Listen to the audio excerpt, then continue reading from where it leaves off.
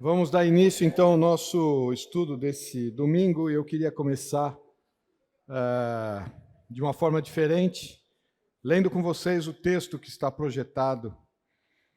Por que vocês estão procurando entre os mortos aquele que vive? Ele não está aqui, ressuscitou. No primeiro dia da semana, Jesus ressuscitou. E antes de nós entrarmos no nosso tema, eu só queria pensar com vocês, não vamos estudar, mas eu só queria pensar com vocês algumas coisas que normalmente nós aprendemos e acabamos não questionando, né? Quanto tempo Jesus falou que ficaria no centro da terra? 3 dias e 3? Faça a conta comigo, por favor. Sexta-feira ele morreu. Quando que ele ressuscitou? Faça a conta aí. Quanto que dá? Deixa para lá, isso Jesus é uma força de expressão, vamos ver, vamos pular esse 3 dias e 3 noites, como Jonas foi para o Sheol, Jesus ficaria no coração da terra. Eu só quero pensar um pouco, não vamos estudar, mas vou deixar aqui algo para vocês refletirem. E nós temos que... E por que nós pensamos que foi sexta-feira? Porque às 3 horas ele entregou o Espírito, e às 6 horas era o quê? Era o quê? O sábado, Dante. Ora, se no dia seguinte é o sábado, o dia anterior é? Não é. A pergunta é, que sábado é esse? Porque existe outro? Vocês lembram que tem o sábado semanal? Qual que é o sábado semanal? Isso, segunda, terça, quarta, quinta, sexta, e esse é o semanal. E o anual? Sábado anual? Eram os feriados. 7 de setembro para nós é o quê? Um feriado. É um descanso. Alguém trabalha em feriado? É claro que eu estou fazendo um paralelo, né? Mas as festas fixas do Senhor, lá em Levítico capítulo 23, começa com a morte. Páscoa é a morte do Cordeiro, não é a ressurreição. Páscoa é a morte do Cordeiro. Levítico 23, versículo 5. No primeiro dia, aos 14 do mês de Nissan, no crepúsculo da tarde é a Páscoa do Senhor. E no dia seguinte, o que era? Aos 15 dias deste mês é a festa dos pães asmos do Senhor. 6 dias comereis pães asmos. No primeiro dia tereis santa convocação. Santa convocação era o sábado. Santa convocação era o feriado. É por isso que Jesus, quando morreu, e Jesus é o nosso Cordeiro Pascal, ele morreu em 14 de Nissan, exatamente na hora do sacrifício da tarde. O que acontece no dia seguinte? Era o sábado, tem que tirar da cruz, porque não dá para fazer nada. Vejam que interessante. Aqui estão os horários. O dia do judeu começa depois das 18 horas, né? Então, o primeiro dia da semana do judeu começa no sábado às 6 horas da tarde. Ok? Estão vendo aqui embaixo? Vamos lá. 14 de Nissan. Aqui é só um calendário, né? 14, 15, 16, 17 e 18. Festa da Páscoa, 14 de Nissan, de acordo com Levítico capítulo 23. Que dia era esse? Não sei ainda. Era 14 de um dia da semana. Só que nós sabemos que 15 era o feriado. 15 era o Shabat. Festa dos pães asmos. Nenhuma obra servil fareis. Olha que interessante. Jesus morre, dia 14 de Nissan, morre, ele se entrega, às 3 horas da tarde. Tinha que tirar, porque às 18 horas ia começar 15 de Nissan. 15 de Nissan não podia fazer nada. Olha que extraordinário. O dia da preparação, porque havia um sábado no dia seguinte, a Páscoa do Senhor. Aqui havia um descanso, sábado anual. E quando acaba o sábado anual, o que acontece? As mulheres saíram para comprar e preparar. Vocês acham que elas tinham em casa?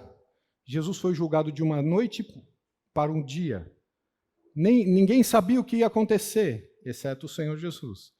E o que aconteceu?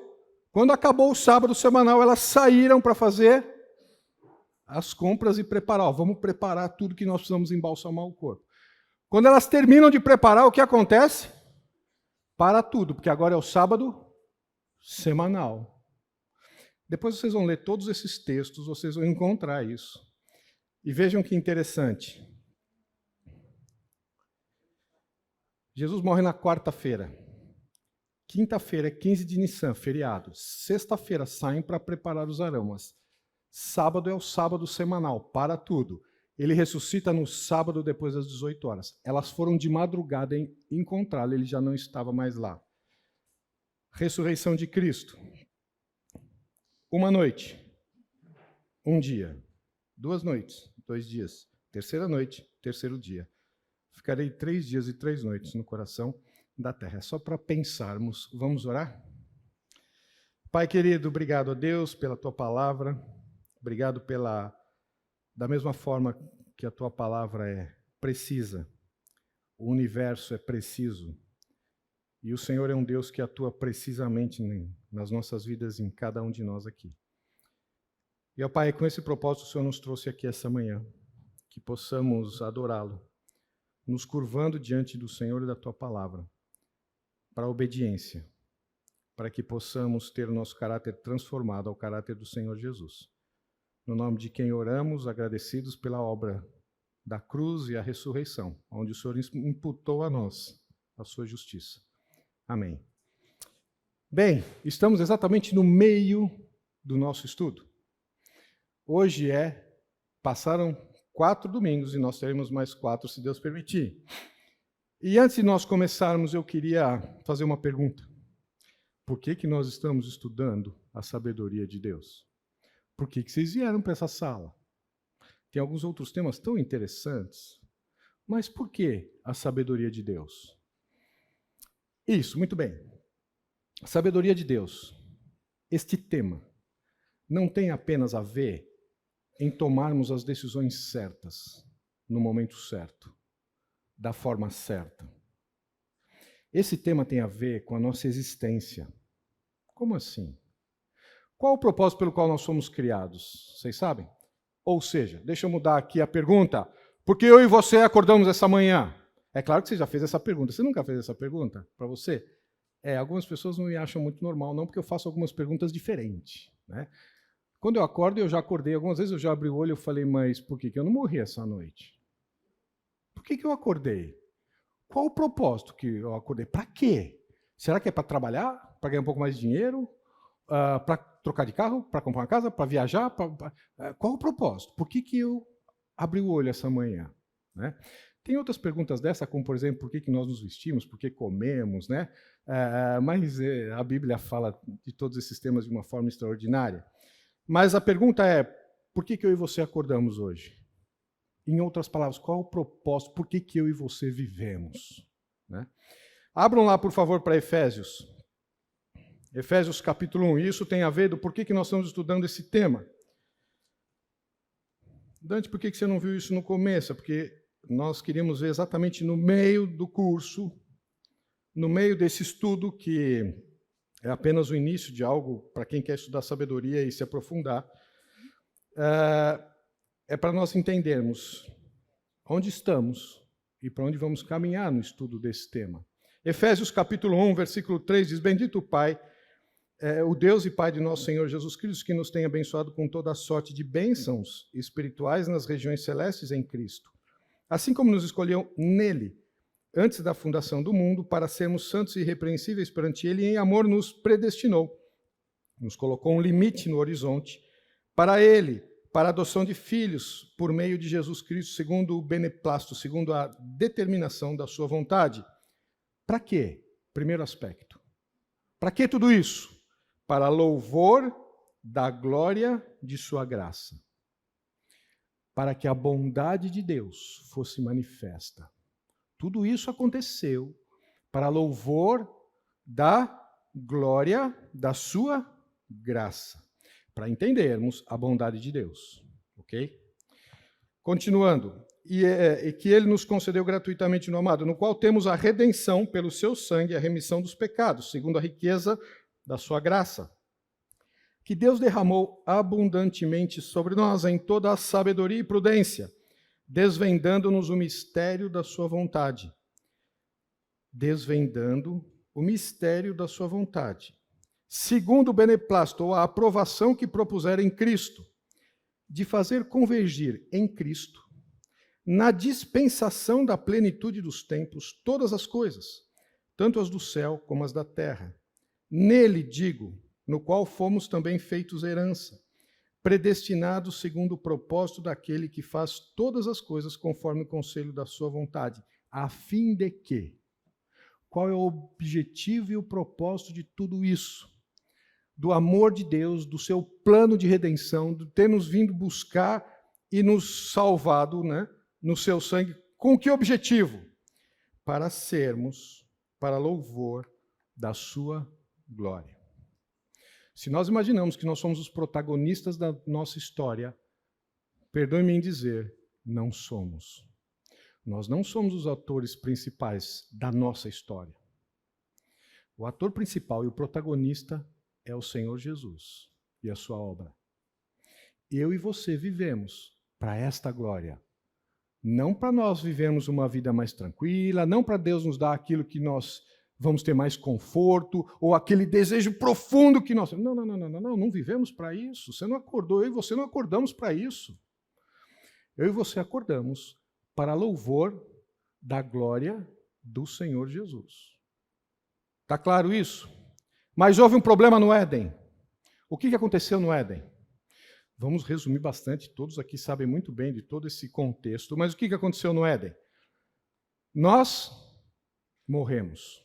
O vovô e a vovó Adão e Eva, quando tomaram a decisão que por um só homem entrou o pecado no mundo. Nós estávamos vivos e nós morremos. Morte não é extinção, morte é separação, nós somos desligados de Deus. Mas o que aconteceu quando nós somos desligados de Deus? O que aconteceu? Qual foi o problema? O que é que Satanás, e nós sabemos lá em Apocalipse que a serpente era Satanás, porque não tem essa informação em Gênesis, né? O que ele falou para a mulher? Deus sabe que no dia em que você comer, você vai ser conhecedor do bem e do mal. Perceberam o pecado aqui? E aconteceu isso, é que ele diz, né? É certo que não morrereis. Vocês vão ser conhecedores do bem e do mal, mas é certo que não morrereis. E o que aconteceu? O homem e a mulher foi conhecedor do bem e do mal? Foi ou não?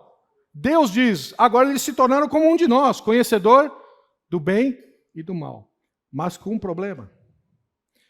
Que antes nós estávamos ligados com Deus. E agora, desligados de Deus, passamos a ser conhecedores do bem e do mal. O que é isso? O que mudou a nossa existência, esse fato? Esse fato significa que Deus deixa de ser a nossa referência. E cada um de nós passa a ser a sua própria referência. Não importa mais o que Deus diz sobre determinado tema, importa agora o que nós vamos decidir sobre determinado tema. Vocês entenderam os problemas de relacionamento? Vocês entenderam porque o mundo está da forma como que está?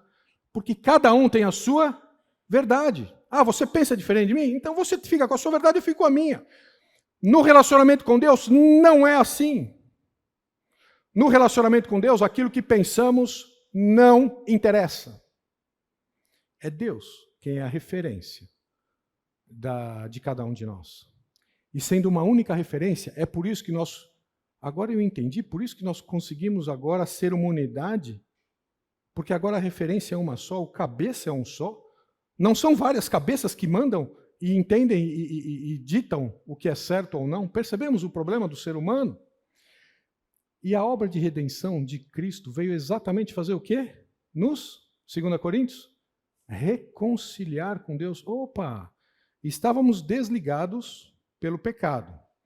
E aí, o sangue de Cristo na cruz, porque a nossa única solução seríamos o quê? Morrer. Se vamos viver separado de Deus, vai viver separado de Deus, vai viver morto eternamente. E o que Deus faz? Deus faz, não, eu não fiz o homem para viver separado. Eu não fiz o homem para ser a sua própria referência em todos os temas. Ele vai quebrar a cara em todas as vezes. Não, eu não fiz o homem para isso. Eu fiz o homem para que eu seja a referência dele. Então, o sacrifício de Cristo na cruz vai fazer com que nós passemos a ter Vida. O que é ter vida? Ora, se morte é separação, vida é reconciliação. Nós somos reconciliados por Cristo a Deus. Estando vós mortos nos vossos delitos e pecados, Ele nos deu vida. Estando vós mortos, cada um pensando a forma com que imagina que é a vida, Ele nos deu vida. Veja, o que é pecado? Isso, muito bem. Pecado é a transgressão da lei, diz 1 João. O que é a lei? Ora, como é que você é pecador? Se você não sabe, eu vou responder. Sim, eu respondo para vocês. Essa aqui eu respondo porque todo mundo é ser pecador. Eu também. O que nós fazemos para pecar? Será que eu chuto o meu amiguinho na escola? Eu não falo bom dia para o amigo? Né? E a gente começa a classificar pecadinho e pecadão? Tem pecadinho e pecadão? Claro que tem, porque a condenação vai ser quem muito foi dado, muito será cobrado. Isso é um outro estudo, mas não tem para salvação. Para salvação é a mesma coisa. Né? Mas vamos lá. Ora, o que é pecado? Para nós confessarmos o pecado, nós temos que saber o que é pecado, senão eu estou confessando o quê? A multidão dos pecados? Não. O que nós estamos fazendo? Pecado é a transgressão da lei. Ora, o que é a lei? Dante, você mudou o assunto, esqueceu de avisar. Eu vim estudar sabedoria. Calma que nós vamos chegar lá. Vamos acompanhando aqui que nós vamos chegar lá. O que é pecado? É a transgressão da lei. O que é a lei? Resumam para mim, por favor, a lei. Tem os 10 mandamentos. Dos 613 tem os 10 lá, que é o resumo da lei. Tá bom. Mas o que a lei diz? Perguntaram para Jesus isso. Lá em Mateus 22, Jesus, qual é o mais importante mandamento? E o que Jesus diz? Jesus resume os 10 mandamentos. Amar a Deus, o primeiro mandamento é amar a Deus sobre todas as coisas. De toda a tua alma, de todo o teu entendimento, de todo o teu ser.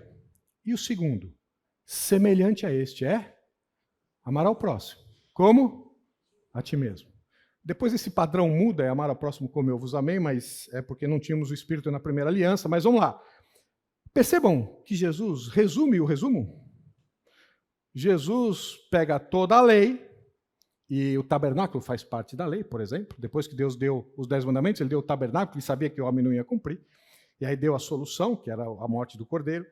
Mas o que Jesus faz? Jesus pega os 10 mandamentos e fala assim, eu vou resumir em 3 personagens. Quais são os 3 personagens do resumo da lei? Muito bem, Deus, amar a Deus sobre? Isso. O segundo personagem? Muito bem, o próximo, e o próximo? E o terceiro personagem? A ti mesmo, nós. Perceberam? A lei se resume em 3 personagens, com 2 relações. Primeira relação, Deus e nós. Segunda relação, os outros e nós. O que aconteceu? Nós éramos regidos assim no Éden. Deus, nós. Quem comanda nessa equação? Deus. Deus e nós. Ora, lembra de 1 João? Esta relação determina esta relação, né? Se você está tendo um problema nesta esfera, certamente você está tendo um problema nesta esfera. 1 João diz, como é que nós dizemos que amamos a Deus e odiamos ao nosso irmão? Perceberam que Deus estabelece esta relação com esta relação? Por quê? Porque, veja, nós somos feitos para viver assim. Esta relação Deus e nós aqui reflete a relação dos outros aqui, os outros aqui e nós. Isso aqui, isso mesmo. Ou seja, na relação com os outros, o outro é sempre mais importante que você. Não é isso que diz Filipenses? Considerai o outro superior a você mesmo. Mas o que aconteceu no Éden? Passamos a ser a nossa referência. E quando passamos a ser a nossa referência, isso fez assim. Eu acho que eu fiquei meio esquisito assim, mas é assim mesmo. Ou seja, nós e Deus. Nós e os outros. Perceberam o problema? Percebemos que Deus deixou de ser a nossa referência. E quando Deus deixa de ser a nossa referência e nós passamos a ser mais importante pessoa do universo, não é nem da Terra, não. Se você não é convidado para aquele aniversário, você é mais importante do universo, não é? E se nesta relação nós somos mais importantes, nesta relação, imaginem nessa. Quem é mais importante? É por isso que os homens são egoístas. É por isso que os homens pensam em si. É por isso que sou eu primeiro e depois os outros. Sabe como que chama isso? Pecado. Sabe como se chama isso nos seus relacionamentos entre casais, pais e filhos e tal? Sabe como chama isso? Pecado. Foi isso que aconteceu no Éden. E quando Deus diz, vocês foram assim porque vocês se desligaram e em Cristo vocês serão religados, o que acontece? Em Cristo, Deus nos dá vida. Esta equação volta a funcionar. Deus passa a ser o nosso comandante novamente. Estamos começando a ligar com sabedoria? Estamos começando a ligar que, veja, nós nascemos no pecado e fomos educados e criados no pecado. De repente, o Espírito de Deus nos alcança e nos dá vida. E aí nós, a justificação se dá como nascimento, né? Creu no Senhor Jesus, é salvo. Em um momento, isso vira. Só que essa máquina viveu assim por anos. Quando isto vira, nós precisamos ter o quê? Começar o processo de santificação. Santificação é uma mudança de mente. Um exemplo. Isso, muito bem. Romanos capítulo 12, versículos 1 e 2. Não vos conformeis com este século, mas sede transformados. Está na voz passiva. Sede transformados pela renovação da vossa, para que compreendeis qual seja a boa, agradável e perfeita vontade de Deus. Deus, depois que nos dá vida em Cristo Jesus e volta a nossa vida no padrão que tínhamos no Éden, o que acontece? A nossa mente precisa ser reprogramada. Isso chama-se santificação. Perceberam que lembram que o mundo tem uma sabedoria? A sabedoria é vivermos desta forma. A sabedoria de Deus é vivermos desta forma. Na sabedoria de Deus, o comando é de Deus. Por quê? Porque passamos a ter vida. Mas é um comando que eu não consigo entender. Eu posso ter uma informação, mas eu não consigo processar. E é por isso que Jesus falou, a hora que eu tirar o pecado de vocês, a hora que eu virar vocês de novo, vocês passam a ser conectados com Deus, eu vou mandar o professor, o Paráclitos, o Espírito Santo vai estar em vocês. 1 Coríntios 1, para que vocês possam entender os comandos e não apenas receber informação, mas essa informação vai começar a fazer sentido. E é por isso que vocês passaram a ter a mente de Cristo. Ora, se antes eu estava em primeiro lugar em todas as coisas, tanto em relação a Deus quanto em relação aos outros, e aí muda, eu sou justificado pelo sangue da cruz do Senhor Jesus. Os nossos pecados foram tirados e pagos. O que acontece? Eu começo a ver uma nova vida, em que nós vamos precisar aprender quais são os conceitos de Deus. Porque aí, percebam que as nossas prioridades começam a mudar, percebam que os nossos valores começam a mudar. Por quê? Porque agora a referência volta a ser Deus na nossa vida e não mais eu e você. Agora eu entendi, aquele que quiser ser meu discípulo, negue-se a si mesmo. Sabe o que a minha e a sua forma de pensar vale no processo de santificação para Deus? Nada. Negue-se a si mesmo. Se a nossa forma de pensar estiver contrária ao que Deus está dizendo, é o que Deus está dizendo. Ou não somos novos nascidos, ou não somos cristãos. Porque ou mudamos de atitude, ou mudamos de nome. Lembrem de Alexandre. Perceberam?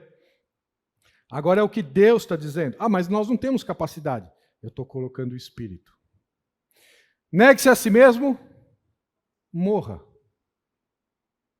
E venha atrás de mim. Aquele que quiser ser meu discípulo, negue-se a si mesmo. Tome a sua cruz e siga-me. Seguir a Jesus não é, Senhor, eu já fiz isso na minha vida. Deus precisou trabalhar na minha vida, não preciso dizer o que aconteceu, né? Mas vieram repreensões e tudo mais. Eu falei, Senhor, plano todo feito, aqui, vamos por aqui, e saí correndo. Saí correndo, dei uma olhada para trás, Jesus começou a ficar mais... Aqui, Jesus, presta atenção, aqui é para cá. Jesus está falando, Dante, o cristianismo é você me seguir, e não eu fazer o que você imagina que é o certo. Então, mas isso vai contra tudo aquilo que eu imaginei para a minha vida, todos os meus projetos, planos, tudo aquilo que eu tinha de mais extraordinário. Jesus falou, é isso mesmo. Vai contra mesmo. Você não sabia? É mesmo, porque você não tem a mínima ideia. Eu e você não conhecemos a um palmo do que vai acontecer daqui a 5 minutos. Você sabe se vai estar vivo daqui a 5 minutos? Eu não sei. Se não acabar a aula, né, a gente se encontra no céu um dia. Para aqueles que são nascidos de novo. Veja, perceberam? Como é que nós queremos determinar a nossa vida, a vida dos nossos filhos, tudo aquilo que está à nossa volta, se nós não sabemos o que vai acontecer daqui 5 minutos? E Deus está falando, vem comigo, que eu vou ser a sua referência. É por isso que nós estamos estudando sabedoria. Vamos começar o tema de hoje? Isso é só para saber por que nós estamos fazendo aqui, né? Vimos e terminamos no domingo passado a primeira parte, que é a sabedoria de Deus é exercer fé nas informações e comandos das Escrituras, compreendendo-os pelo Espírito de Deus e obedecendo-os de forma prática nas decisões do dia a dia. Você iria para uma festa que você teria que viajar uma semana, sabendo que ao chegar lá você não entraria? Você iria? Tem mais uma semana para voltar. Por que o eunuco foi? Por que o eunuco viajou 2.500 quilômetros de camelo para ir para um lugar que ele sabia que ele não ia poder entrar? Por quê? Porque existia uma promessa. Existia uma promessa que dizia, o dono da festa, muito rico, dizia a ele, um dia, se eu te encontrar aqui e você estiver aqui, observando essa festa, eu vou te colocar lá dentro. E mais, eu vou te dar um tratamento melhor do que filho e filha. Ele não perdia uma, porque ele acreditava numa promessa que tinha sido feita. Tocar na orla, tocar na borda da roupa. Por quê? Todos os judeus tinham essa roupa, todos eles tinham essa bola. Por quê? Neste eu fui tocar, e não toquei em Pedro, não toquei em Mateus. Por que eu não toquei em nenhum outro apóstolo? Por que eu tinha que tocar em Jesus? Porque havia uma promessa, que o sol da justiça trará cura, salvação, nos cantos da sua veste. Havia uma promessa. Perceberam a importância de termos o conhecimento de Deus? A sabedoria de Deus não vem descolada da fé. E a fé bíblica não é uma fé mística, não é uma crença. A fé bíblica é quem falou e o que falou. Lembram de Abrão, em Romanos capítulo 4? Ele sabia que o corpo dele não era mais possível que ele tivesse filhos. Ele sabia a idade avançada de Sara, mas não duvidou por incredulidade, mas creu naquele que era poderoso, naquele que fez a promessa. Ele creu em quem fez a promessa e ele creu na promessa. Esta é a fé bíblica. Não é possível termos sabedoria se a hora que recebermos o conhecimento e entendermos, dizermos, isso aqui não vai dar certo, não. Isso aqui no século XXI não funciona, não. Filhos obedecer aos pais, não, isso aqui não dá certo, não. Esposas serem submissas, não, isso aqui é outro mundo. Então, se não exercer a fé, vai acontecer como Hebreus, lembram de Hebreus capítulo 4? Eles também, os nossos pais, ouviram no deserto, mas não lhes aproveitou. Por quê? A palavra que ouviram não veio acompanhada por fé. E fé não é uma crença, eu espero muito que isso aconteça. Não. Fé é o que Deus disse. Vai ser cumprido do jeito que Deus disse. Tanto, isto aqui dá certo, como isto aqui não dá certo. Se você tiver muita coragem mesmo, faça o que Deus está dizendo para não fazer, para ver se vai dar certo ou não. Você quer testar? Vai lá. Deus nunca foi contra a sua palavra. Na história, em Deus não há sombra de mudança. Olha que privilégio que nós temos. Obedecer uma palavra que a gente sabe que vai dar certo. E desobedecer sabendo que vai dar errado. Qual é a sua escolha? E Deus diz em Deuteronômio capítulo 30, é ver que te propõe a vida e a morte, o bem e o mal, escolhe a vida para que vivas. Deus fala isso e dá um conselho. Deixa eu dizer para vocês, é por aqui. Porque lá vocês vão quebrar a cara. Mas a escolha é de cada um. Tudo bem? E aqui nós vimos, mas então é só pedir sabedoria. E aí nós vimos que é claro que não. Deus dá sabedoria a que pedir? Sim. Mas desde que não tenha ânimo dobre, desde que não tenha coração dividido, desde que não queira saber a informação que Deus dá para usar quando lhe é conveniente, como Saul. Ah, não pode consultar morto, aqui ninguém consulta mortos. Só que quando ele se viu numa situação complicada, ele foi e consultou. Saul, agora pode? Perceberam que a ordem de Deus era usada por Saul quando lhe convinha? Deus falou, o ânimo, o coração dividido, não tem sabedoria de Deus. Vimos a questão da integridade, e aqui eu quero parar um pouquinho, e já pegando o tema de hoje. Números capítulo 15, vamos lá, por favor. Números capítulo 15. E aqui eu já vou emendando um assunto no outro, eu já esqueci de ver 2 textos que eu ia falar, mas eu vejo depois. Vamos continuar aqui, depois eu passo para vocês. Números capítulo 15, versículo 39. E as bolas vos serão para que, vendo-as, vos lembreis de todos os mandamentos do Senhor e os cumprais.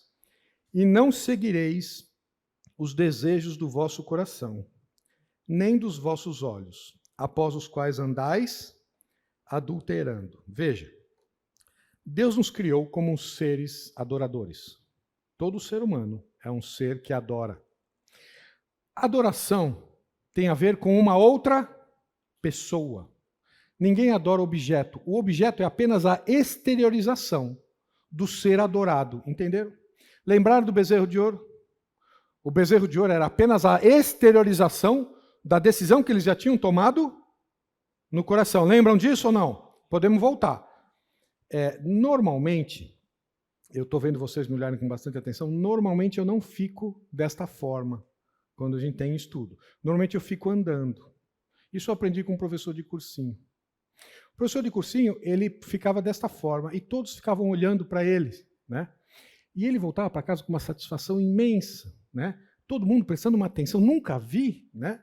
Pessoas prestando tanta atenção, até que o dia que ele teve que sair para ir ao quadro negro, naquela época, né?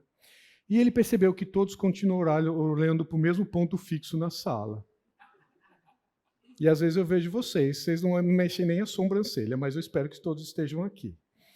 E eu fiz esse comentário para que vocês acordassem e prestassem atenção nesse ponto. Todos nós somos seres adoradores. A adoração sempre tem a ver com uma pessoa. Os objetos são apenas a exteriorização daquele que está sendo adorado. Tudo bem? Perceberam que Deus está falando assim, olha, não façam imagens para vocês. O problema não era a imagem, porque a hora que eles faziam as imagens, já tinha um problema de coração. Jeremias diz, vocês criaram os seus ídolos nos seus próprios corações. Então veja, se nós somos seres adoradores, e Deus está dizendo, me adore a uma pessoa, quem é o idólatra? Ah, não, é aquele que tem alguma coisa aqui no lugar de Deus. Percebam que não é alguma coisa, é alguém. Porque o adorador sempre adora alguém. A coisa é a exteriorização. Então, se a coisa... Porque a gente fala assim, não, é porque no lugar de Deus está o dinheiro, não, no lugar de Deus está os filhos, no lugar de Deus está o trabalho, não, as coisas, não, porque eu não sou idólatra, porque eu não tenho nada disso, Deus está em primeiro lugar, é? O que diz esse texto aqui? A contrapartida de nós seguirmos os mandamentos de Deus é o quê? É seguir os nossos próprios desejos, dos nossos olhos, daquilo que queremos. Que interessante. Vocês perceberam que ou adoramos a Deus, ou invariavelmente somos idólatras? Vou repetir. Ou adoramos a Deus, ou adoramos a nós mesmos. Ou adoramos a Deus e estamos submissos ao que Ele diz, ou nós adoramos a nós mesmos, em detrimento do que Deus diz. É isso que está dizendo Números, capítulo 15. Lembrai-vos dos mandamentos do Senhor e os cumprais, e não seguireis os desejos do vosso coração, nem dos vossos olhos, após os quais andais adulterando. O adultério, ou a infidelidade em relação a Deus, é dizer para Deus, Deus, o que o Senhor está dizendo não funciona. eu vou fazer o que eu bem entendo. Isto é idolatria. Perceberam como ela começa a chegar bem perto da gente? Alguma coisa que não sou idólatra de jeito nenhum. Ah, não? Quantas vezes Deus está dizendo para fazer alguma coisa e nós estamos falando, não é assim, não. É do nosso jeito. Ah, é idólatra. Você está colocando, ou estamos nos colocando, quando fazemos isso, acima de Deus e no lugar de Deus. Isto é idolatria. Depois tem aquelas coisas que nós queremos exteriormente, né, justificar. Lá em Êxodo 32, eles justificaram com um bezerro. Não, nós não somos, não. Esse bezerro que vai nos levar. Ora, mas vocês são inteligentes, para com isso. Que história é essa? O bezerro não sai do lugar, ele é um ser inanimado, ele tem perna e não anda, tem olhos e não vê, tem boca, vejam lá, lembram de Salmo? O que é o idólatra? Se o que ele faz exteriormente, diz Isaías, ele corta uma árvore, metade da árvore ele queima, metade da árvore ele faz um ídolo que ele se reverencia. Ele está se referenciando a um pedaço de pau? Ele está se referenciando a um bezerro de ouro? Não. Ele está fazendo o que ele próprio imagina. Perceberam isso? Perceberam que esses seres inanimados não têm o poder de fazer nada? É que nós usamos para fazer aquilo que nós queremos. Isto é idolatria. E é aqui que Deus chama a atenção. Ídolos é a forma, seguir a forma de nós pensarmos. Lembra que coração, no Antigo Testamento, é raciocínio. É forma de pensar, é a nossa mente. Perceberam? Volto a dizer, porque a santificação se dá na mente. Abram lá para Efésios, por favor. Efésios capítulo 4, vejam aqui, ó. Efésios capítulo 4, versículo 17. Isto, portanto, digo, e no Senhor testifico, olha, presta atenção, por favor, ó, que não mais andeis como também andam os gentios, na vaidade dos seus próprios pensamentos, obscurecidos de entendimento, alheios à vida de Deus por causa da falta de informação, da ignorância em que vivem, pela dureza dos seus corações. Sabe o que é um coração duro? É o que acontecia com Israel, dura cerviz, né? Um coração duro é aquele que Deus está dizendo, ó, agora é por aqui. E ele diz, não, eu vou por aqui. Deus está dizendo, agora é por aqui. E ele diz, eu vou por aqui. E Deus está dizendo, E só veja a história de Israel para ver o que aconteceu. Percebemos o contraponto? Percebemos que tudo ocorre na nossa forma de pensar? Se colocamos a Deus em primeiro lugar, e só podem fazer isso aqueles que foram resgatados pelo sangue de Cristo, que tiveram os seus pecados retirados, mortos, foram reconciliados com Deus. Deus volta a ser a nossa referência do bem e do mal, perceberam? Só novos nascidos em Cristo Jesus, que começa pelo processo da justificação, pode ter a mente transformada pela santificação, para que um dia o corpo seja restaurado e vivamos sob o senhorio presencial do Senhor Jesus. Entendemos o que nós estamos fazendo aqui? Para louvor da sua glória? Nós estamos sendo ensinados a sermos verdadeiros adoradores, em espírito e em verdade. Não, quando chegar no céu, eu vou obedecer a Deus na sua totalidade. Ué, e agora? Não obedece por quê? Aqui que é o treinamento. E vejam que interessante, a figura do Antigo Testamento é maravilhoso. Como é que nós imaginaríamos que um povo, 400 anos escravo, sairiam de lá para conquistar uma terra? Que exército é esse? Maltrapilho, com fome, desnutrido, magro. O que aconteceu no deserto? Deus criou um povo, Deus criou um exército para conquistar a terra que ele daria. Mas Deus usou o tempo para criar um exército para conquistar. Percebemos o que eu e você estamos fazendo aqui? Em posição, nós estamos assentados nas regiões celestes em Cristo. Mas nós estamos sendo ensinados a sermos servos. Nós estamos sendo ensinados a sermos adoradores. E adorador é aquele que se reverencia e se curva diante do ser adorado. Percebemos? Agora, se essa vida, nós estamos muito preocupados em coisas materiais, em relacionamentos por si só, nós estamos preocupados qual é o treinamento que eu e você estamos tendo? Porque essas coisas que nós vemos, elas vão acabar. Vocês sabem disso, Coríntios já diz isso. Não, isso eu sei de cor, né? Portanto, nós devemos nos atentar para as coisas que se não vêm, porque as que se vêm são temporais, mas as que se não vêm são eternas. Nós estamos sendo treinados para um dia presencialmente estarmos na presença do Senhor Jesus como servos do Deus e Senhor que Ele é. Como é que está o seu treinamento? Isso é sabedoria de Deus. Deus está nos dando a sua sabedoria para tomarmos as decisões certas, na hora certa, no momento certo, sob o ponto de vista dele, para treinarmos como são os servos no reino. Vamos para o intervalo? Eu quero convidar vocês a... Eu sei que nós muitas vezes fazemos isso didaticamente, né? Nós tentamos separar os temas para que possamos caminhar de uma forma mais ordenada. Mas é muito importante que vocês juntem todos esses assuntos que nós estamos vendo, né? Desde o primeiro dia, vão conectando os temas que nós temos visto. Mas dentre esse aspecto relacionado à nossa vida cristã, estávamos mortos e Ele nos deu vida. Essa reconciliação é deixar de sermos as nossas próprias referências e passarmos a ter apenas uma referência, que é o Senhor Jesus. É por isso que Deus compara a igreja com o corpo.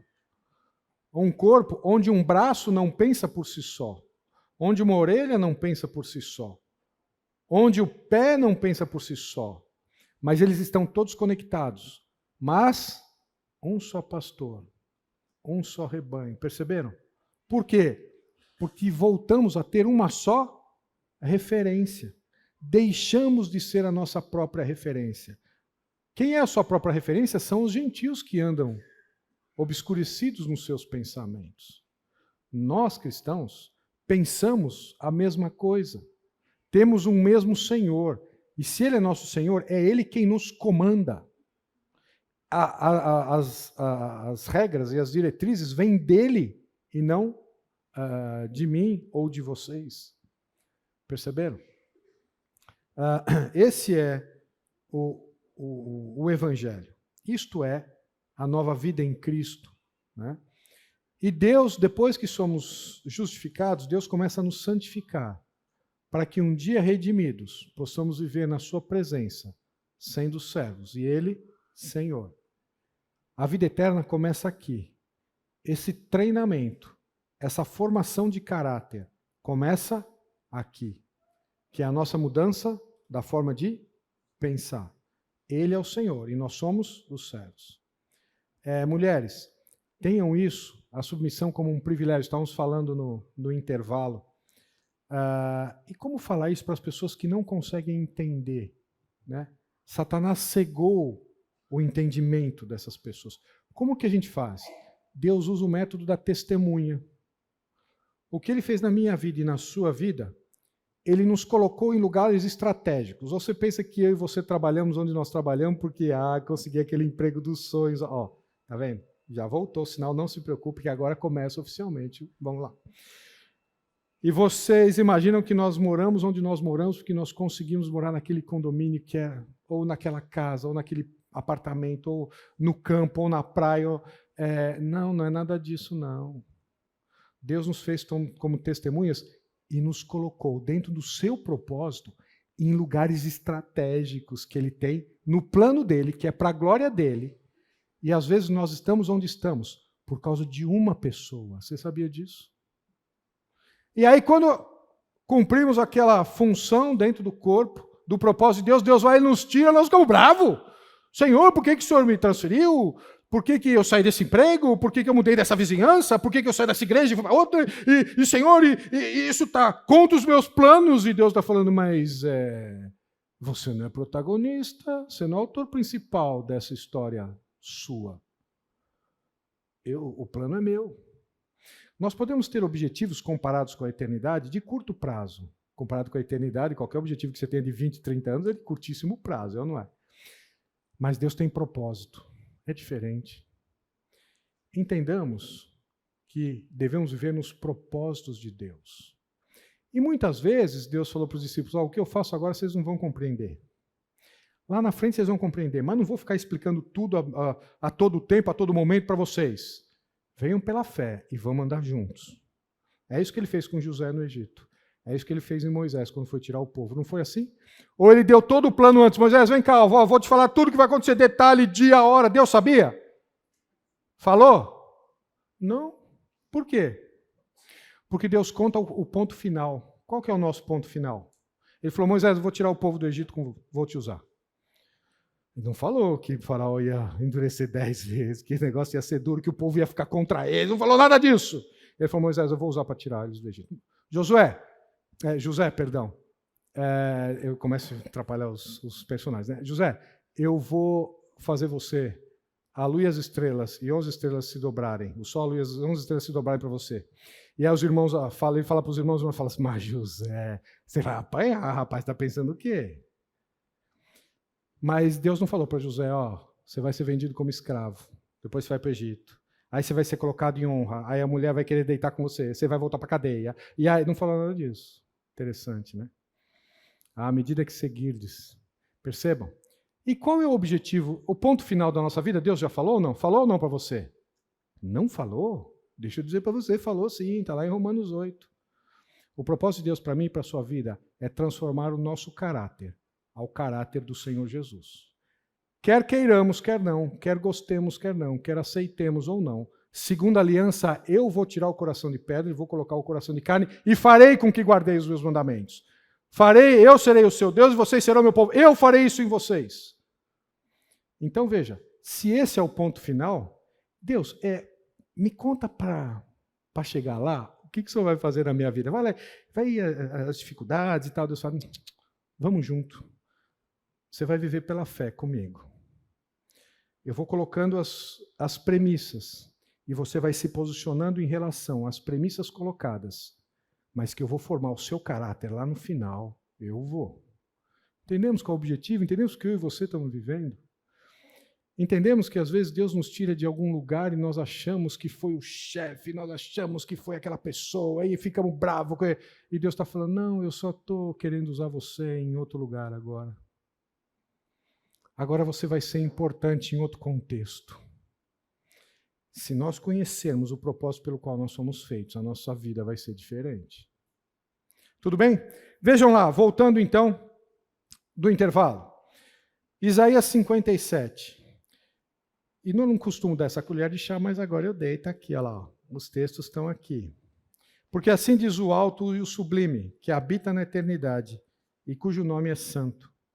Num alto e santo lugar habito, como também com o contrito e abatido de espírito, para vivificar o espírito dos abatidos e para vivificar o coração dos contritos.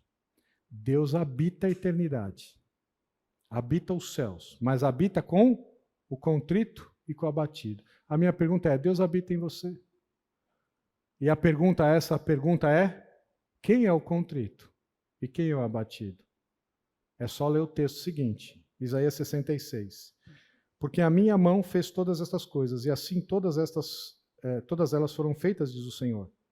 Mas para esse olharei, para o pobre e abatido de espírito, que treme da minha palavra. É exatamente essa expressão no original. Treme da minha palavra. Em outras palavras, quando você lê o que Deus está dizendo aqui, qual é a sua atitude? Deixa para lá? Eu nem vou ler para não saber o que ele está falando, que eu vou fazer o contrário mesmo.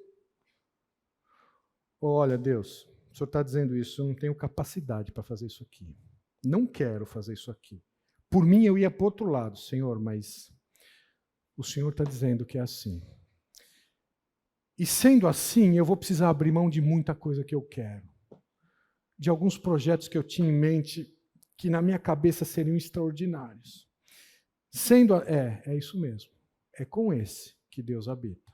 Em outras palavras, o que é que nós fazemos com aquilo que nós estamos lendo?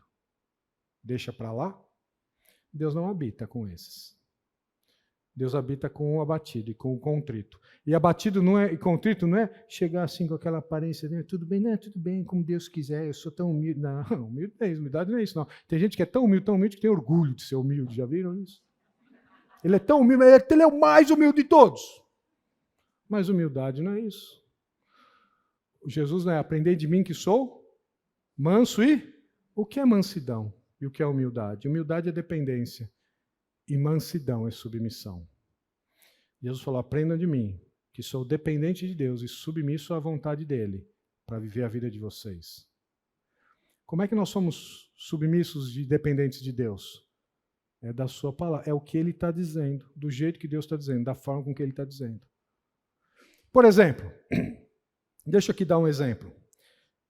Imagina vocês que você queira fazer muito algo na sua vida. Um cristão já maduro com Deus, sabe determinados limites, não há nenhum problema naquilo que você quer fazer.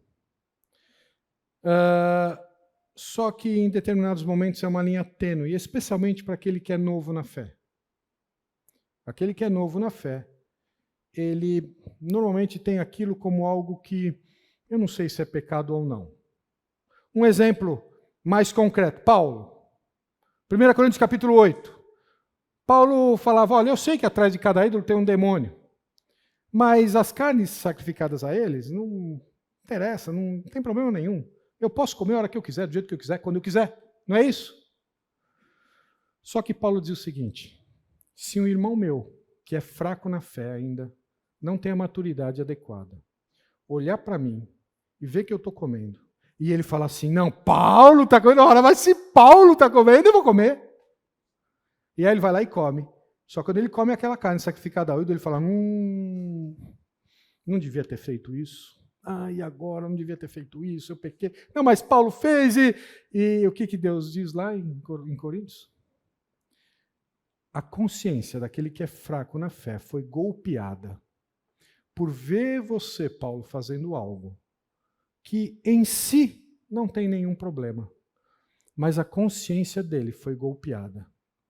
E ele pode, ora, se eu fiz isso, e acabou não caindo nenhum raio na minha cabeça, eu achava que era pecado, mas não é tão pecado assim.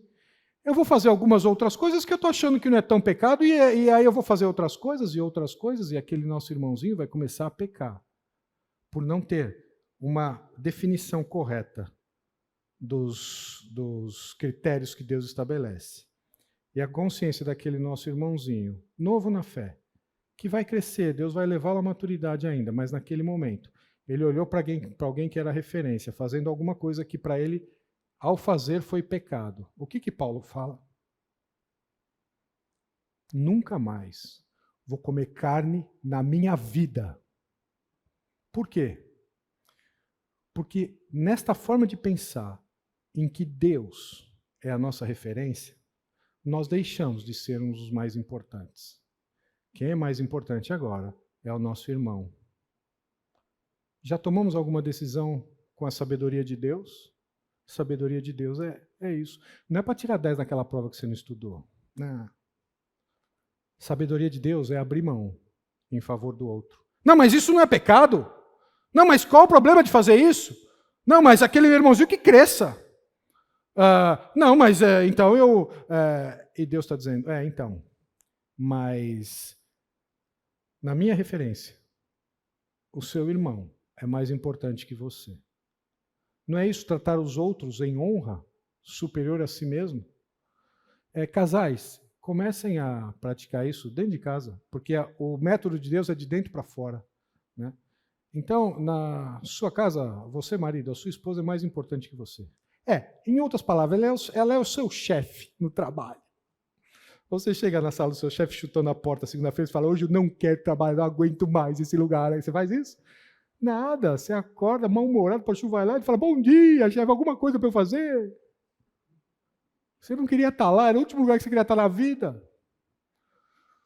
Comece a tratar a sua esposa assim. Esposas, a pessoa mais importante da sua casa é seu marido. Porque é assim que Deus pensa. Nós não somos os atores principais da nossa história. É Deus no seu propósito, e no propósito de Deus o outro é mais importante. É assim que funciona o corpo. Perceberam? Isto é tomar decisão com a sabedoria de Deus. Aquele que treme da minha palavra. Bem, entrando agora na segunda parte do nosso estudo, e se Deus permitir, caminharemos nos próximos 3 domingos e meio, temos um pedacinho ainda desse domingo, para falar que o princípio de toda essa sabedoria é o temor do Senhor. Normalmente, quando nós pensamos em sabedoria, nós pensamos em quê? Nesse versículo, é ou não é? Quando você fala assim, vamos estudar a sabedoria de Deus, não vai poder faltar Provérbios 1. O temor do Senhor é o princípio da sabedoria, mas os loucos desprezam a sabedoria e o ensino. E vejam que interessante, não foi sem causa que este versículo veio depois deste versículo. O que é temor ao Senhor? Nós vamos estudar isso um pouquinho mais para frente, está lá em Provérbios 8:13. O temor do Senhor consiste em, né? Mas nós vamos chegar lá. Mas para mostrar que temor do Senhor está absolutamente relacionado com o que Ele diz, com a sua palavra. Não há temor do Senhor se eu pegar o que Deus está dizendo e desprezar e viver a vida do jeito que nós entendemos que devemos vivê-la. Eu vou estar com o abatido e o contrito. E este é o que treme da minha palavra. Senhor, se o Senhor está dizendo que o meu irmão é mais importante que eu vou precisar mudar uma série de coisas na minha vida, mas várias delas. Não tenho a menor condição. E, Senhor, entre eu e o Senhor aqui, não quero, porque por natureza eu sou egoísta, por natureza eu penso em mim mesmo, por natureza os outros que não importam muito. Mas o teu Espírito que habita em mim precisa fazer com que a cada dia eu morra e o teu Espírito venha a viver a vida de Cristo através de mim. O Senhor precisa começar a produzir isso. Como é que isso começa a ser produzido? Pelo conhecimento. Entendido. Para que possamos tomar as decisões corretas da forma com que Deus está dizendo. Mas isso vai contrariar o que eu penso. Vai mesmo. Mas isso vai ser diferente dos projetos que eu tenho para a minha vida. Vai mesmo. Porque é o que Deus diz, do jeito que Deus diz, da forma com que Deus diz. Jó capítulo 28. Porém, onde se achará a sabedoria? E onde está o lugar da inteligência? O homem não conhece o seu valor, e nem ela se acha na terra dos viventes. Deus entende o seu caminho, e ele sabe o seu lugar. E disse ao homem: eis que o temor do Senhor é a sabedoria, e o apartar-se do mal é a inteligência. E eu queria aqui fazer um paralelo com vocês. A sabedoria está onde? Está na terra dos viventes? Está ou não? Não. Vocês já estão terminando a aula já, né? Você fala, não, eu já parei de prestar atenção. Vamos lá, só mais alguns minutos, vamos ver quanto falta. Anota aí. Falta bastante, falta meia hora ainda, né? Então vamos lá. A sabedoria está na terra dos viventes? Está entre nós a sabedoria? Está ou não? O que diz o texto aqui, ó? Não. Se você não quiser responder, faz assim. Só. Não, aqui, ó. Não. O homem não conhece o seu valor e nem ela se acha na terra dos viventes. Deus entende o seu caminho. Eis que o temor do Senhor é a sabedoria, e apartar-se do mal é a inteligência. Portanto, a sabedoria de Deus vem da onde? Do céu. De Deus. Né? Nós poderíamos dizer, então, que a sabedoria cai do céu? Sim ou não? Sim. Deus está no céu. A sabedoria vem dele. Não está entre nós. Portanto, ela cai do céu. Ora, se ela cai do céu, Vamos ficar esperando, é ou não é? Ela vai, uma hora ela cai do céu, e dá dela pegar você, hein?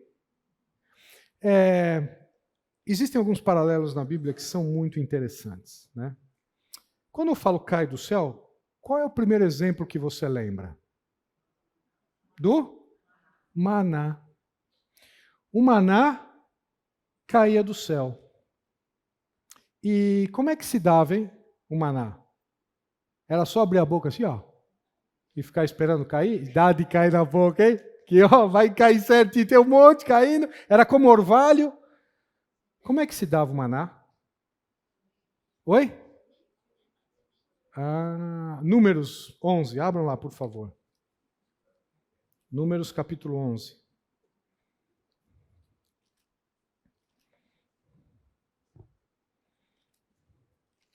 Vejam que interessante. Versículo 7, por favor, Números 11, 7.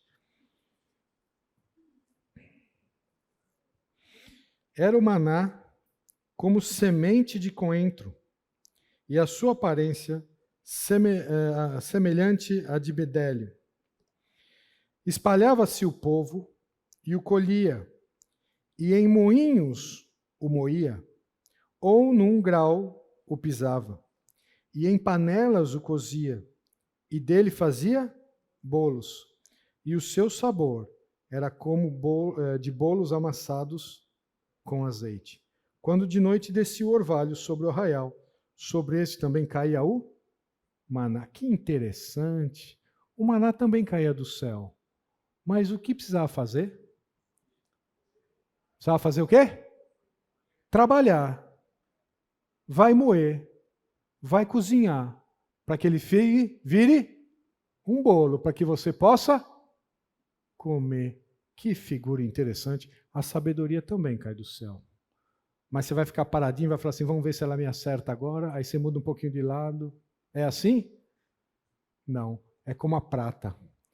Vai vir de Deus. Vai cair do céu. Mas vai precisar cavar. Cavar. Como tesouros não à vista. Como tesouros escondidos. E tem pessoas, podem pegar aí nos canais, né, apropriados a isso, tem pessoas que gastam a vida buscando tesouros escondidos no fundo do mar.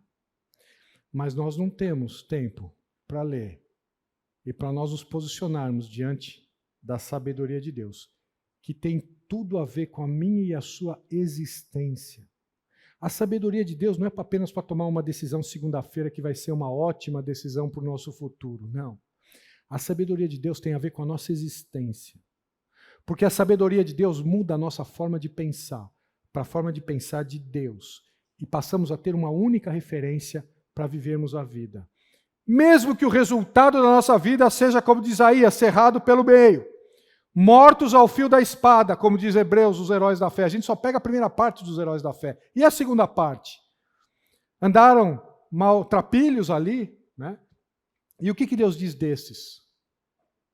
Deus diz que o mundo não era digno. Sabe por quê? Porque eles tinham uma única referência, que era o Senhor Jesus. Uma vez mortos, foram religados. Uma vez em pecado, tiveram vida em Cristo Jesus, reconciliados, para que a nossa mente fosse reprogramada ao que Deus diz, do jeito que Deus diz, da forma que Deus diz, para que possamos viver a vida. Desta forma, viveremos com a sabedoria de Deus. Mesmo que os nossos planos, esses pequenininhos aí, esses objetivos curtos, de curto prazo que nós temos na vida, acabem não se concretizando. Porque o que vai prevalecer é o que Deus quer. É que a nossa ideia é que se isso acontecer, não vai ser o melhor. Se eu deixar para Deus escolher a minha esposa ou meu marido, vai vir aquela pessoa que não é uma pessoa que não é aquela pessoa dos meus sonhos. Sabe quem diz isso para você? É o diabo. A mesma estratégia que ele usou no Éden. E nós caímos. Que Deus não tem o melhor para nós. Deus tem aquilo que é o suprassumo de melhor para mim e para a sua vida, no propósito dele. é que normalmente a nossa impressão de bem-estar nos leva à perdição. A gente acha, no nosso pouco conhecimento, na nossa limitada possibilidade de ver o quadro completo, de que aquilo nós perdemos, de que aquilo não era o melhor, Deus não nos deu. Não. O Deus do universo, que é nosso Pai, se nós que somos maus, se um filho pedir pão, nós não vamos dar pedra? Se pedir peixe, nós não vamos dar cobra? O que ele diz? Quanto mais o vosso Pai. Vocês acham mesmo que Deus quer o pior para nós? Ou quer nos dar alguma coisa que não vai nos fazer feliz? É que o grande ponto é que nós não fomos chamados para sermos felizes. Pode pegar, alguém tem um texto aí que fala assim, você foi chamado para ser feliz. Não tem. Nós somos chamados para sermos santos. É que uma vez santos, seremos felizes. Peguem as bem-aventuranças. Bem-aventuranças é feliz. Feliz quem que é ali em Mateus? Quem é o feliz de Salmo 1? Quem é o bem-aventurado? Uma vez santos, seremos plenamente felizes. Abram para 1 Timóteo, por favor.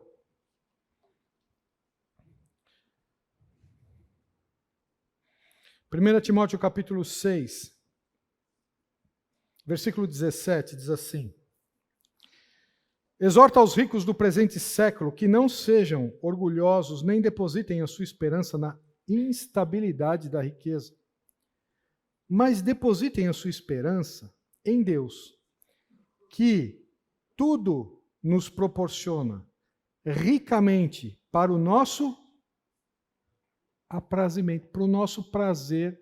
A gente pensa que uma vida com Deus vai ser aquela vidazinha medíocre, aquela vida com Deus, o Deus das Escrituras, o Deus que fez o povo entrar numa terra em que manava leite e mel. Vejam a descrição da terra em que Deus colocou o povo. É esse povo de abundância que é o mesmo Deus, meu e o seu. Ou nós não cremos nisso?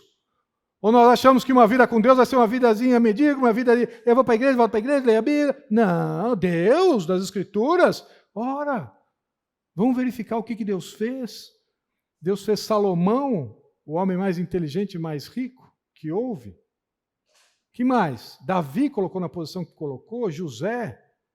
Veja o que ele fez com os apóstolos, levando o evangelho ao mundo.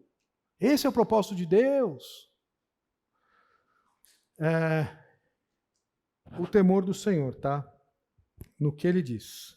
Nesse projeto de Deus, para mim e para a sua vida. Vamos lá. Quem é reconhecido o homem mais sábio da Bíblia? Salomão. E Jesus lembra em Mateus 12? Normalmente a gente pensa, não, Salomão é o mais sábio, mais inteligente, mais rico. E o que Jesus fala? Eis aqui, quem é maior que Salomão. Salomão tinha sabedoria, Jesus é a sabedoria, percebemos? Vejam lá, 1 Reis, vamos abrir para 1 Reis, capítulo 4. 1 Reis, capítulo 4. Versículo 29. Deu também Deus a Salomão sabedoria, grandíssimo entendimento e larga inteligência. E a gente imagina, e depois anotem esses textos, leiam todos eles, é importante para terem um contexto, mas nós imaginamos, quando nós pensamos em Salomão, a primeira coisa que a gente pensa em Salomão é o quê? Aquilo que ficou conhecido como a decisão salomônica, né? Lembram da decisão salomônica? Qual que é a decisão salomônica? Partir a criança, né? E nós imaginamos que nós queremos ser como Salomão, Deus, né? Assim, eu dormi, acordei, e aí chega aqui duas mulheres, as duas tinham dado à luz no mesmo dia, um menino tinha morrido, o outro não, e aí chega para ele, o que Salomão fala? A sabedoria de Deus. E o texto diz, para fazer justiça, de que Salomão fala?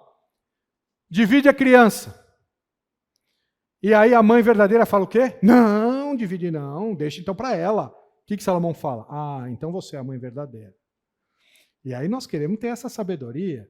Quando a gente chega no emprego e tem uma decisão para tomar, e aí a gente começa a me dar a sabedoria de Salomão. E aí parece que não acontece nada. Parece que não tem aquele estalo que a gente toma a decisão. E aí?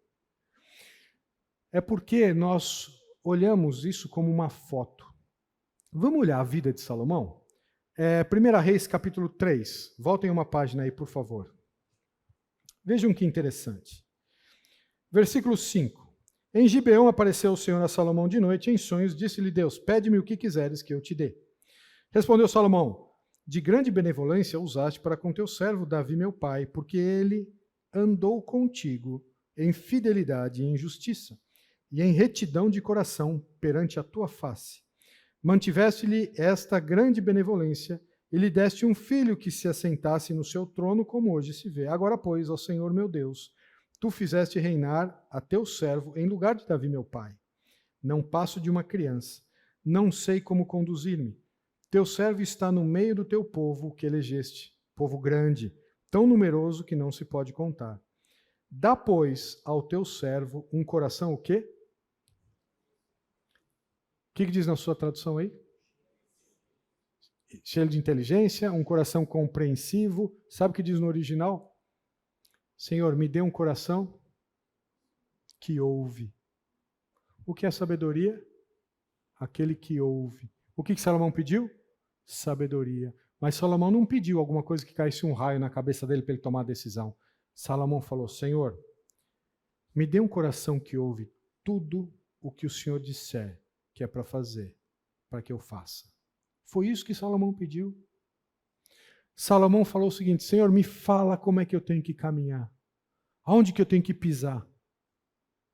Vejam lá, qual foi a resposta? Versículo 10. Estas palavras agradaram ao Senhor por haver Salomão pedido tal coisa. Disse-lhe Deus, já que me pediste tal coisa e não me pediste longevidade, nem riquezas, nem a morte de teus inimigos, mas pediste entendimento para discernires o que é justo. Eis que te faço segundo as tuas palavras. Dou-te coração sábio e entendido. Onde é que está a base disso? A base disso está lá em 1 Reis, capítulo 2. Virem uma página aí, por favor. 1 Reis, capítulo 2. E aqui eu vou precisar abrir um parênteses. Eu sei que alguns gostam, os outros me criticam. Às vezes as pessoas sabem muito parênteses, você se perde, depois a gente não sabe voltar onde você está. Não, eu fecho. Só acompanha aqui direitinho que a gente vai fechar. A gente fecha os parênteses que abre. Né? Mas vamos lá. 1 Reis, capítulo 2. Vejam o que é que Salomão está pedindo. Ouviu o quê? Aproximando-se os dias da morte de Davi, deu ele ordens a Salomão, seu filho, dizendo, eu vou pelo caminho de todos os mortais. Coragem, pois, e sê homem. O parênteses que eu vou parar aqui, mas nós vamos continuar só para fazer o link com 1 Reis 3. Mas o que Davi disse para Salomão? Ser homem? Porque ele não era, mas ele nasceu menino, Salomão. Ele era do sexo masculino desde que nasceu. Que história é essa de Davi chegar para Salomão? Salomão, vem cá. Seja homem. Que história é essa? O que Davi está querendo dizer para Salomão? Mulheres, se vocês quiserem dar uma voltinha, fiquem à vontade. Vocês não vão perder isso por nada na vida, né? Mas vamos lá. Guarda os preceitos do Senhor teu Deus para andares nos seus caminhos, para guardares os seus estatutos, e os seus mandamentos, e os seus juízos, e os seus testemunhos, como está escrito na lei de Moisés, para que prospere em tudo quanto fizeres, e por onde quer que fores. Havia um comando do Pai. Salomão falou, Davi falando para Salomão, você quer se dar bem à frente do povo? Faça tudo o que Deus mandou fazer.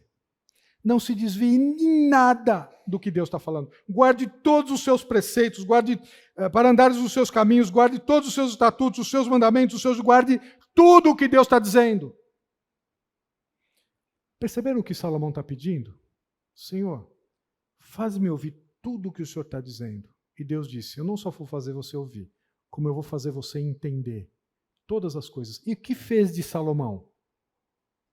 O homem mais sábio que houve na face da terra. Não vamos considerar Jesus, porque Jesus é a sabedoria, né?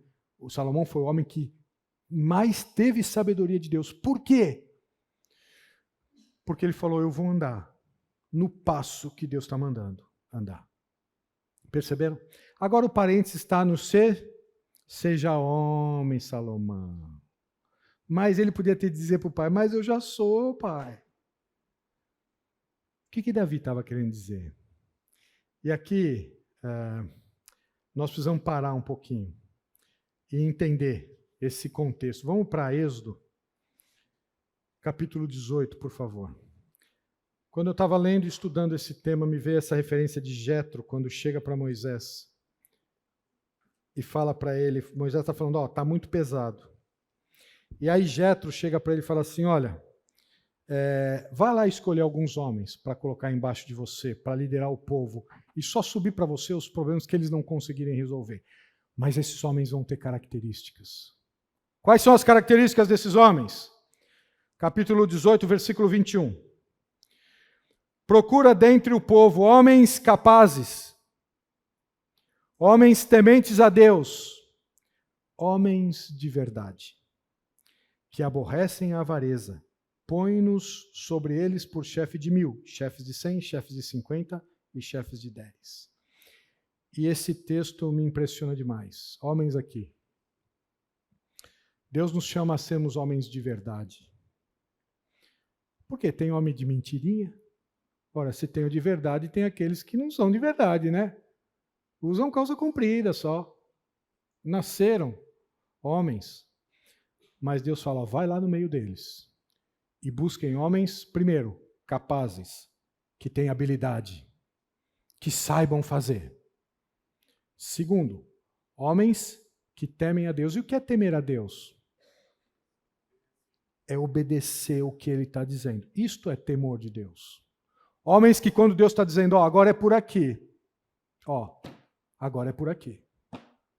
Não, mas é que agora aqui as circunstâncias, é que todo mundo aqui cola, é que todo mundo aqui faz esse arranjo no trabalho, é que todo mundo aqui, isso aqui é uma prática comum. Deus está dizendo que agora é por aqui. E homens de verdade. Essa palavra, aí eu comecei, quando eu pego esses textos, eu paro e falo, não, para, eu vou deixar, eu abro parênteses nos meus estudos. Aí eu falo, não, eu tenho que entender o que é um homem de verdade. Se Deus está chamando nós sermos homens de verdade, eu tenho que entender. E aqui, moças solteiras, busquem homens de verdade, para não ter problema no relacionamento. Homens, se habilitem a ser homens de verdade, para que saibam conduzir um casamento e uma família como se deve. Casados, mas já passou minha época. Não passou não. Comece a se preparar a ser homens de verdade, você casado. Mulheres, propiciem isso aos seus maridos. É isso que Deus está dizendo. E o que é um homem de verdade? Vejam lá.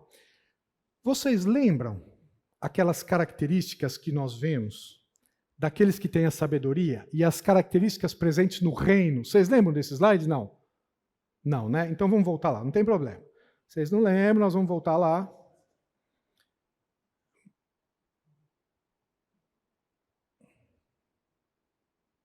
Nem eu acho mais o slide. Não, você tirou daí. Não tirei. Está aqui. Lembram desse slide? Lembram que uma dessas características é emet, que é fidelidade? Essas características é o bom proceder daquele que vive em sabedoria de Deus. Mas essas características estão presentes no trono de Deus. O caráter de Deus tem essas características. E sabe qual é a expressão usada para homens de verdade? É essa última aqui, emet. Vejam lá o que é essa característica.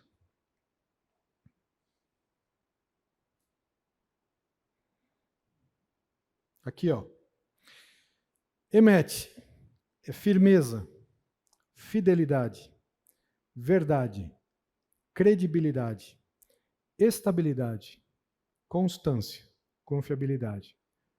Moisés, vai no povo e vê nesse grupo de homens que tem aí, você vai ter uns homens de verdade, vai ter uns homens vai ter uns homens de mentirinha aí. Vá buscar homens que tenham credibilidade, que sejam homens de uma palavra só. Vá buscar homens que são de confiança. Vá buscar homens que são constantes e estáveis. Busque homens que são verdadeiros e fiéis, e firmes na sua posição. Eu não estou dizendo machão, não tem nada a ver com esse texto, essa expressão. Essa expressão tem homens que são dignos, homens de credibilidade, homens de uma só palavra. Moisés, esses vão ser os líderes. Mas para que sejam homens de verdade, tem que temer a Deus. Para que sejam homens de verdade, tem que temer a Deus e serem capazes. Perceberam? Vejam lá, um comentarista disse que homens de palavras, são homens de palavra, íntegros, confiáveis, sinceros, constantes, firmes, que honram os compromissos assumidos, que reconhecem e confessam os seus erros, mas que se esforçam para consertá-los, que têm iniciativa, não fugindo de nenhuma responsabilidade.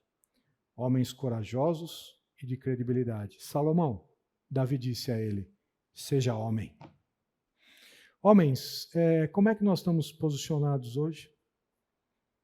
No trabalho, diante da família, diante de Deus? Cadê? Onde estão os homens de verdade? Tem que começar aqui, ó. Os cristãos precisam ser os homens de verdade, confiáveis, credibilidade, homens de uma única palavra, homens firmes e estáveis.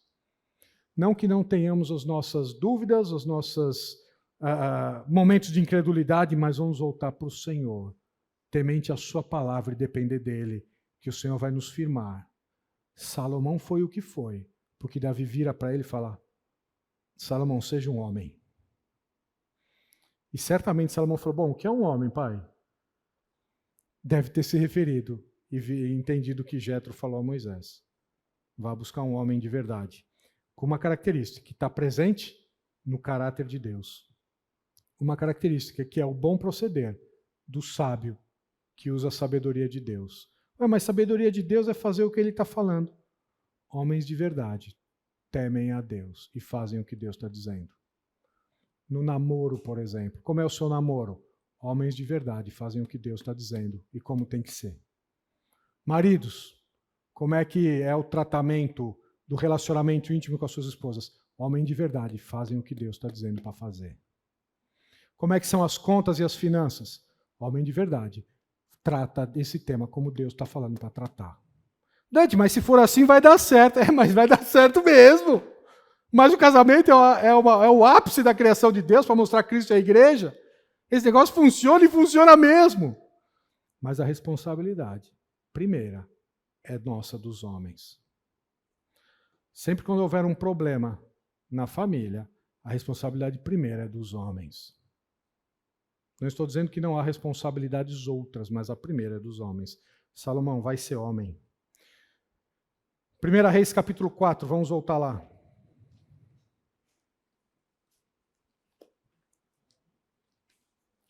Pais, como é que vocês estão ensinando seus filhos? Homens de verdade, homens que temem a palavra. Eu estou ensinando meu filho a ler a Bíblia. Eu não leio não, porque eu não tenho muito tempo, tenho que trabalhar. Mas meu filho, faço ele ler todo dia. É? Nós ensinamos nossos filhos pelo exemplo. Sabiam disso? É como Jesus fez. Façai como eu vos fiz. Amai-vos como eu vos amei. Lavai os pés uns dos outros como eu vos lavei. E aí, como é que está sendo? Quais são os filhos que nós estamos criando? Homens de verdade. 1 Reis, capítulo 4. Aqui não vamos ler todos os textos, mas aqui mostra que Salomão foi grandioso em sabedoria.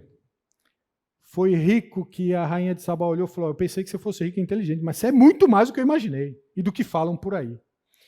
E ele tinha, Eclesiastes 2, toda a sabedoria e toda a riqueza que alguém já imaginou alcançar, Salomão alcançou. E qual é o resumo? Vamos lá para Eclesiastes capítulo 12. Abram lá, por favor. Eclesiastes capítulo 12. Capítulo 12, versículo 13. Terminamos com esse texto. Ele diz, de tudo o que se tem ouvido, a suma é toda a sabedoria, toda a riqueza. Sabe aquele lugar que você quer chegar muito na sua vida, que você fala academicamente, em termos empresariais, em termos de carreira, você quer chegar naquela posição. Salomão chegou. Em tudo. E ele diz, eu vou resumir tudo para vocês. O resumo de tudo isso é teme a Deus e seja sábio. Teme a Deus e guarde os seus mandamentos, porque isto é o dever de todo homem. E aqui, vejam que nós estamos conectando a primeira aliança e a segunda aliança em termos de princípios, e lembrando que guardar os mandamentos não é cumprir regras, é ouvir princípios. O mandamento de Deus na nova aliança é crer no Senhor Jesus. E crendo no Senhor Jesus, somos justificados, estamos sendo santificados para um dia sermos redimidos. Crer no Senhor Jesus é ter a mente de Cristo. Crer no Senhor Jesus é mudar a forma de pensar, mudar as nossas prioridades e pensarmos nas coisas lá no alto, vivendo aqui, mas com o padrão único agora, que é Deus, a nossa própria referência. Vamos orar? Pai querido, obrigado, ó Deus, por esse tempo, obrigado pela tua bendita palavra, que é a pessoa do Senhor Jesus, no qual nos relacionamos. E, ó Deus, pedimos que o teu Santo Espírito, ó Deus, faça com a tua palavra o que lhe apraz em cada um de nós. Ó Deus, que essa tua palavra nos transforme, que possamos, ó Deus, sermos objetos do teu Santo Espírito, que mude o nosso coração e a nossa mente, para que o nosso caráter seja mudado. Não de uma forma instantânea, mas um processo de transformação, em que o Senhor vai nos dar a tua referência como caminho, ó Deus, como forma de vida, com o único propósito, que é o propósito pelo qual nós fomos feitos, que é para glorificar o teu nome. Aonde o Senhor nos colocar, com as pessoas com que o Senhor nos fazer interagir, seja no trabalho, seja onde moramos, seja com os relacionamentos, nas amizades, sabemos que é um propósito que o Senhor nos use como tuas testemunhas, para a honra e glória do teu nome. No nome do Senhor Jesus, o Deus que morreu e ressuscitou e está vivo, e que habita em cada um dos que creem. É em nome do Senhor Jesus que oramos. Amém.